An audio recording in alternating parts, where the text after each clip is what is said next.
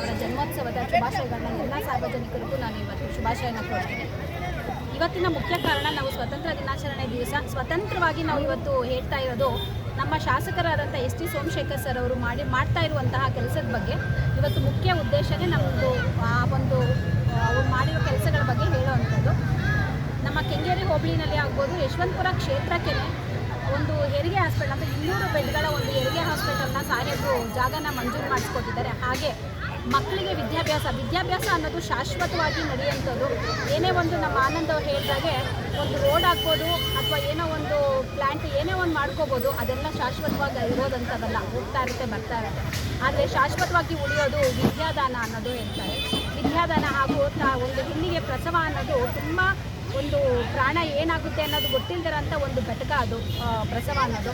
ಅದಕ್ಕೋಸ್ಕರ ದೂರದಲ್ಲಿ ಹೋಗೋಕ್ಕಾಗಲ್ಲ ಹೆಣ್ಮಕ್ಳಿಗೆ ಅಂತ ಅಂದ್ಬಿಟ್ಟು ನಮ್ಮ ಸಾಹೇಬರು ಉಚಿತವಾಗಿ ಸರ್ಕಾರಿ ಆಸ್ಪತ್ರೆಯನ್ನು ಮಾಡಬೇಕು ಅನ್ನೋ ಒಂದು ಕಾರಣಕ್ಕೋಸ್ಕರ BDM ಜಾಗ 4.5 ಎಕರೆ ಜಾಗನ ಮಂಜೂರು ಮಾಡಿಸ್ಕೊಟ್ಟಿದ್ದಾರೆ.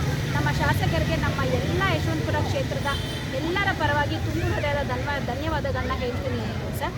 ಹಾಗೆ ನಾನು ಎಲ್ಲರಿಗೂ ನಮ್ಮ ಕಾರ್ಯಕರ್ತರಿಗೆ ಹೇಳೋದು ಒಂದೇ ಒಂದು ಮಾತು, ದಯವಿಟ್ಟು ಯಾರು ತಪ್ಪಾಗಿ ಭಾವಿಸೋಕ್ಕೆ ಹೋಗಬೇಡಿ. ಬರೀ ನಾವು ನಮ್ಮ ಶಾಸಕರು ನಮ್ಮ ಹೆಮ್ಮೆ, ನಮ್ಮ ಶಾಸಕರು ನಮ್ಮ ಹೆಮ್ಮೆ, ನಮ್ಮ ಯಜಮಾನರು ನಮ್ಮ ಸಾಹೇಬರು ನಮ್ಮ ಶಾಸಕರು ಅಂತ ಹೇಳಿ ಅವ್ರು ಹಿಂದೆ ಇದ್ದಾಗ ನಾವು ಕೂಗೋದು ಬಿಟ್ಟು ದಯವಿಟ್ಟು ಸಾಹೇಬರು ಮಾಡ್ತಾ ಇರೋವಂಥ ಇಂಥ ಕೆಲಸಗಳನ್ನ ಜನಗಳಿಗೆ ರೀಚ್ ಮಾಡಿಸಿ.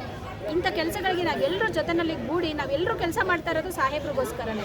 ಎಲ್ಲರೂ ಜೊತೆಯಲ್ಲಿ ನಿಂತು ಯಾಕೆ ದ್ವೇಷ, ಯಾಕೆ ಒಬ್ಬರ ಮೇಲೆ ಒಬ್ಬರಿಗೆ ಯಾಕೆ ಈ ಭಿನ್ನಾಭಿಪ್ರಾಯ, ಯಾವುದೇ ರಾಜಕೀಯನ ಇಂಥ ಕೆಲಸಗಳಲ್ಲಿ ಬಳಸೋಕ್ಕೆ ಹೋಗಬೇಡಿ. ಎಲ್ಲರೂ ಒಗ್ಗಟ್ಟಾಗಿ ನಿಂತು ಸಾಹೇಬ್ರಿಗೋಸ್ಕರ ಕೆಲಸ ಮಾಡ್ತಾ ಇದ್ದೀವಿ ನಾವು.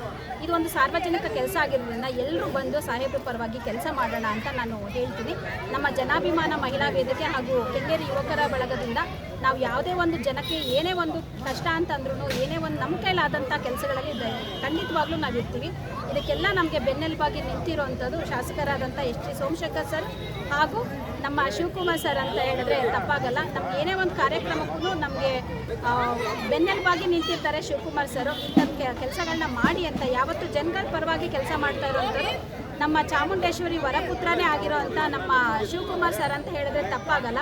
ಸಾಹೇಬ್ರಿಗೂ ಚಾಮುಂಡೇಶ್ವರಿ ತಾಯಿ ಅಂದರೆ ಬಹಳ ಅವ್ರಿಗೆ ಅಭಿಮಾನ, ತಾಯಿ ಆಶೀರ್ವಾದ ಇಬ್ಬರ ಮೇಲೂ ಇರಲಿ.